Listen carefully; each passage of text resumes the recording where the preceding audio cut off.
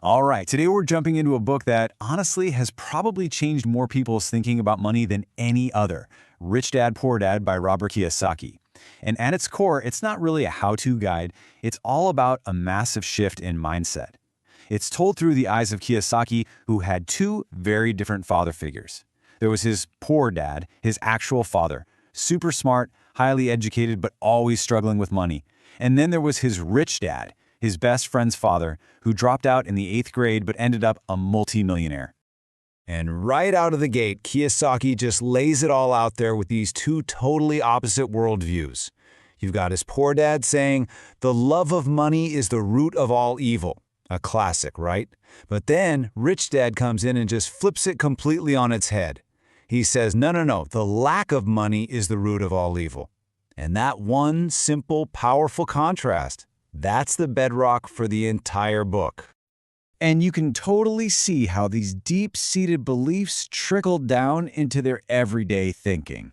So Poor Dad's go-to phrase was, "I can't afford it." And that's just a full stop, right? It's a statement that shuts your brain down. But Rich Dad, he would ask, "Okay, how can I afford it?" It's a question. It forces your brain to start working, to look for solutions. See the difference? It's not really about the money itself. It's about a mindset of limitation versus a mindset of possibility. And that one little shift is what set them on completely different financial paths. Okay, so how did Kiyosaki actually start learning all this stuff? Well, it wasn't in a classroom. It all started with a pretty terrible, super low-paying job that led him to his very first big lesson from Rich Dad. The rich do not work for money.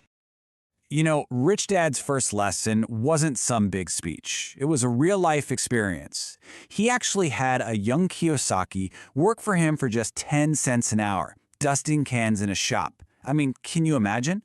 Of course, Kiyosaki got fed up and wanted to quit. And that's when Rich Dad sat him down and explained that feeling, that frustration, that anger about the low pay, that was life pushing him.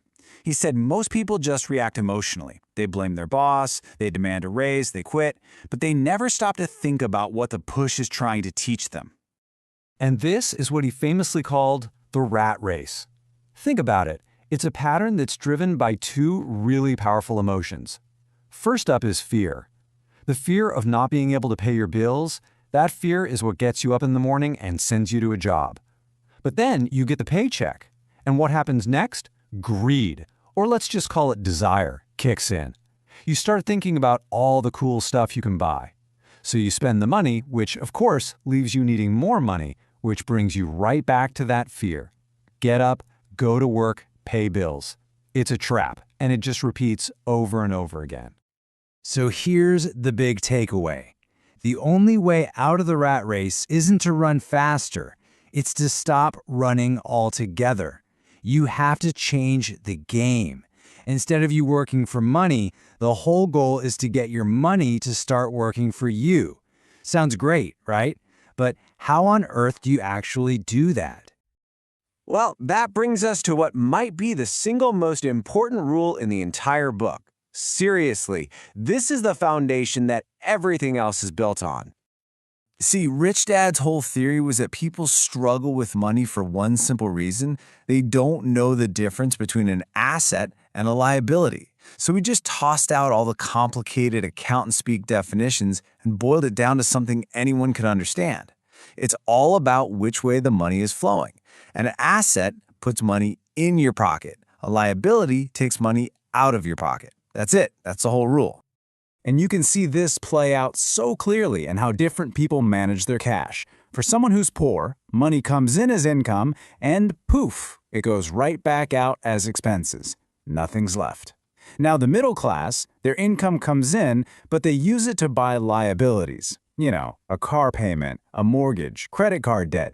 And those liabilities create even more expenses, which keeps them stuck. But look at the rich. They play a totally different game. Their income comes in, and the first thing they do is buy assets. Those assets then create more income for them, and that income pays for their expenses. Their main focus isn't on earning more from their job, it's on building that asset column. And here is the absolute crux of the problem. The poor and middle class are constantly buying liabilities that they think are assets. They're buying things that drain their bank account every single month.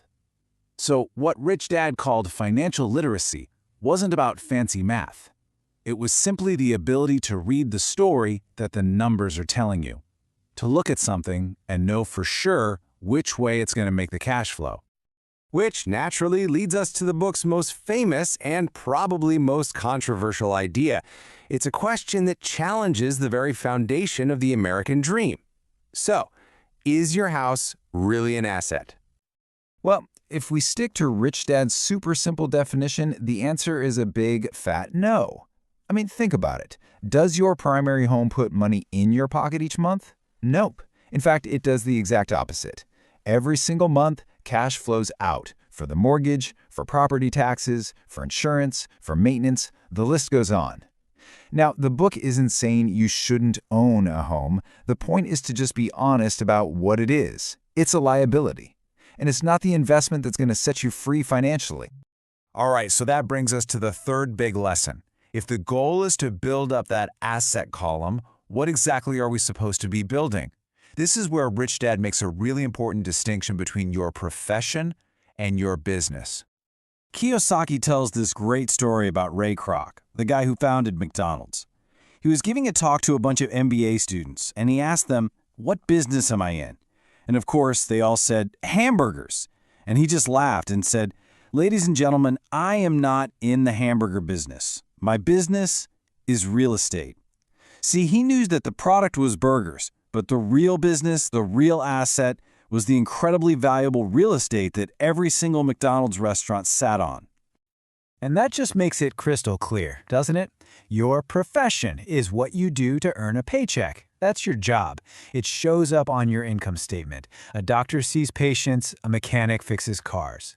But your business, that's your asset column. That's the stuff you own that makes money for you. Things like stocks, bonds, rental properties, maybe even a patent. Your business is what keeps working even when you stop. So the big question is, how do you even start this? And the advice is actually super practical. You do not go and quit your day job. Absolutely not. You keep your job because that pays the bills. But you start being really intentional with your income. You stop buying liabilities and you start buying real assets. Little by little, you focus on growing that asset column. Your mindset literally shifts from, how do I get a promotion, to how do I buy my next asset? When you boil it all down, everything we've discussed so far comes down to one thing: making a choice. A conscious choice to go against the grain, to break away from what everyone else is doing. And that means you have to overcome some really powerful forces, mostly inside your own head. Because here's a really core idea from the book.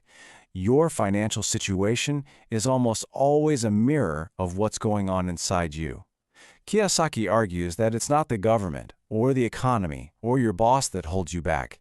It's your own fear. The fear of taking a risk, the fear of what other people will think, and your own ignorance about how money actually works. Those are the real traps. And Kiyosaki perfectly captures this idea with that famous poem from Robert Frost. You know the one, "Two roads diverged in a wood"? His poor dad was on that well-traveled road. Get good grades, find a safe, secure job, and just play it safe.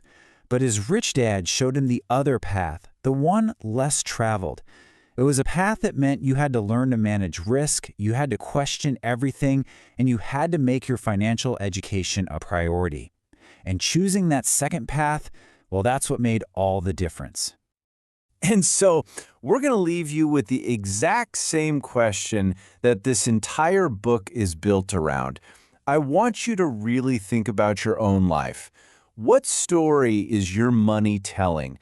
Are you working for your money, or is your money working for you?